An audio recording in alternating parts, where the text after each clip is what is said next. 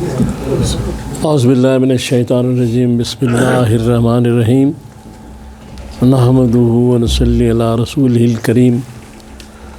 انتہائی قابل احترام سامعین و حاضرین، مجھ سے اچھے لوگوں، السلام علیکم ورحمۃ اللہ وبرکاتہ۔ درود شریف پڑھ لیں۔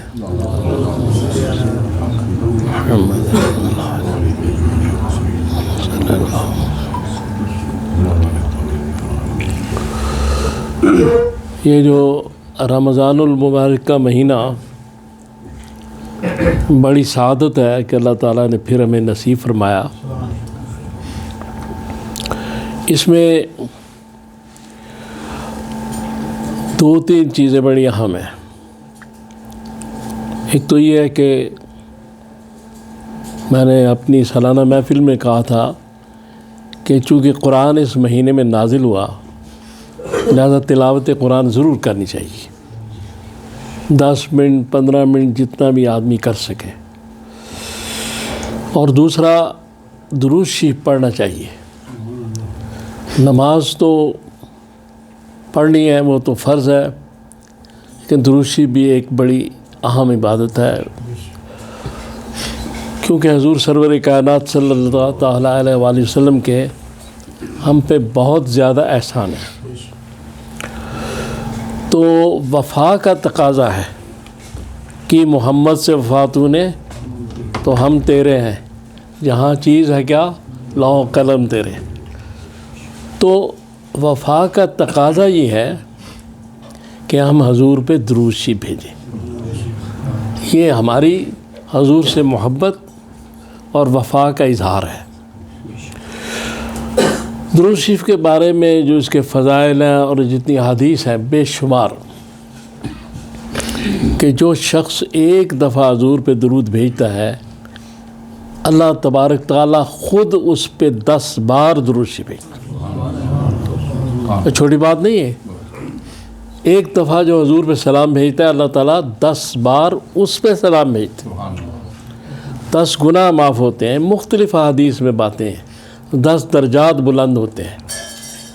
اور پھر حضرت عمر فرماتے ہیں کہ دعا میں اگر درود نہ مانگا جائے تو دعا جو ہے وہ زمین اور آسمان کے درمیان اٹکی رہتی ہے۔ تو اس لیے یہ بڑی اہم چیز ہے درود شریف۔ اور قرآن پاک میں اللہ تعالیٰ نے سورہ احزاب میں آیت نمبر 56 میں جس مؤثر انداز سے اس کی بات کی ہے، بسم اللہ الرحمن الرحیم، ان اللہ و ملائکتہ یصلون علی النبی یا ایھا الذین آمنوا صلوا علیہ وسلموا تسلیما اللہم صلی اللہ علیہ وسلم۔ یعنی اتنے خوبصورت انداز سے بات کی گئی، اتنے دلکش انداز سے کہ اللہ تبارک تعالیٰ فرماتے ہیں کہ میں اور میرے فرشتے نبی پاک پر صلوات بھیجتے، اور اے مومنو تم بھی نبی پاک پر سلام اور صلوات بھیجو۔ قرآن پاک میں اعلیٰ سے اعلیٰ عمل کے لیے اس طرح بات نہیں کی گئی۔ یہ واحد ایک حکم ہے جو اللہ تعالیٰ فرما رہے ہیں کہ میں اور میرے فرشتے یہ عمل کر رہے ہیں اور تم بھی کرو۔ اور یہ بڑی ایک امتیازی حیثیت ہے حضور سرور کائنات صلی اللہ تعالیٰ علیہ وسلم، اور یہ انفرادی حکم ہے پورے قرآن میں۔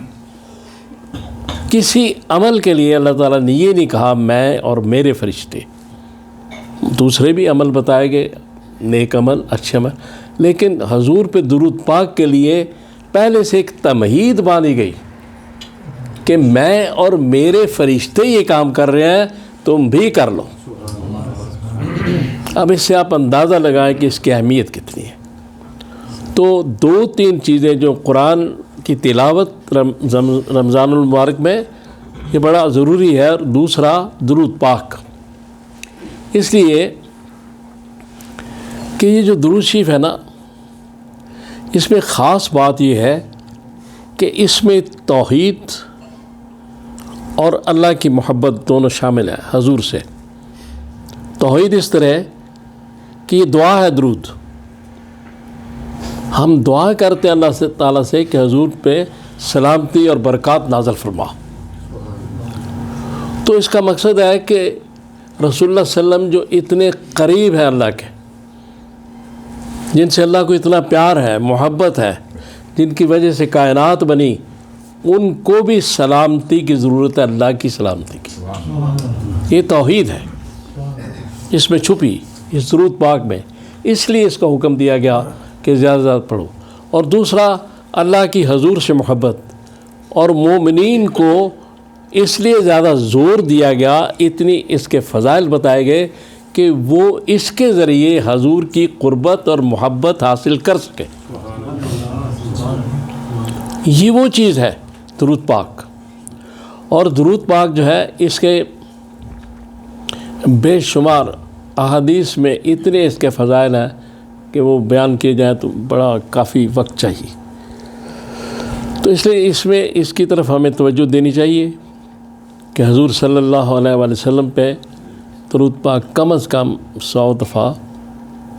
اور حدیث کا مختصر ترین درود جو ہے، جو صحابہ بھی اکثر پڑھتے تھے، وہ صلی اللہ علیہ وسلم یا صلی اللہ علیہ وآلہ وسلم.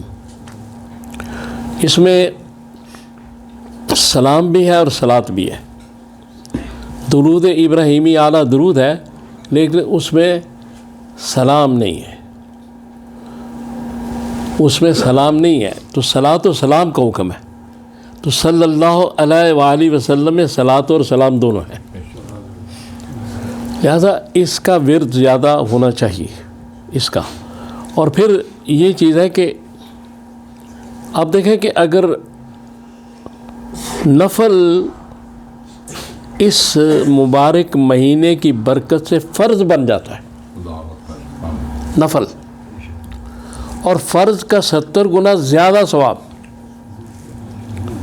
تو جب درود پاک ایک امتی پڑھتا ہے تو اس پہ 10 بار سلام اور 10 بار صلاۃ، تو اس مہینے میں کتنی بار صلاۃ و سلام آتے ہوں گے؟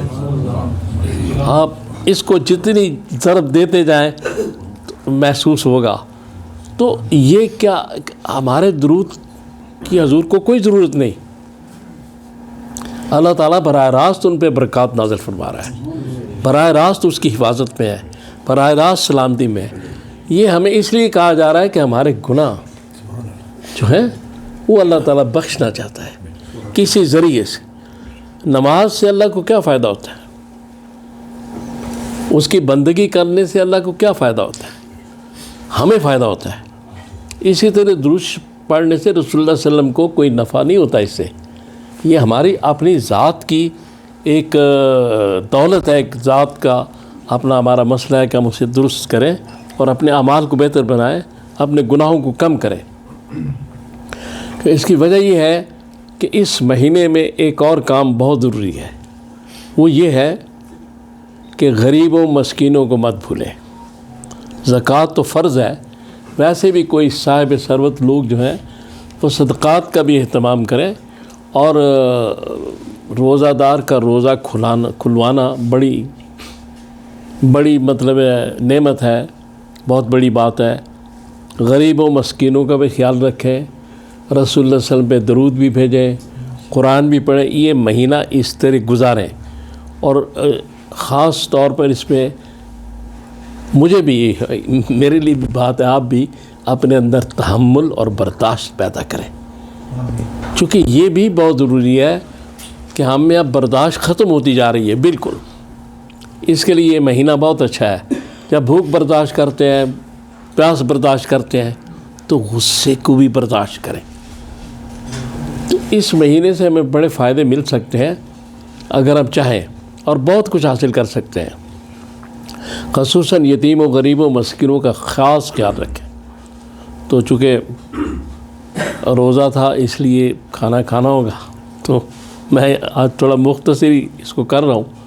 تو بس اللہ تعالیٰ سے دعا کریں کہ اللہ تعالیٰ مجھے اور آپ کو توفیق دے کہ میں نے جو باتیں کی ہم ان پہ عمل کر سکیں. وَأُفَوِّضُ أَمْرِي إِلَى اللَّهِ إِنَّ اللَّهَ بَصِيرٌ بِالْعِبَادِ.